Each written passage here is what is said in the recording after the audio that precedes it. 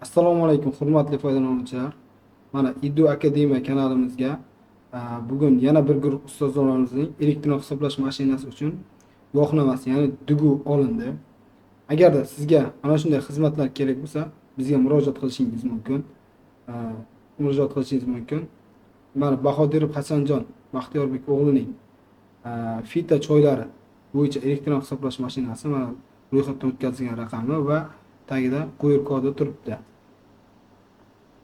Demak, Esimuradova Giloyevning ham elektron hisoblash mashinalari uchun olingan muhandislarning sun'iy intellekt bo'yicha o'qitish mavzusida olingan guvohnomasi mana ro'yxatga o'tkazilgan va qo'yir kodlari ham ro'yxatdan o'tkazilgan. Qo'yir kodga qo'ysalaringiz IP Adliya vazirligidan bemalol buni ko'rishlaringiz mumkin.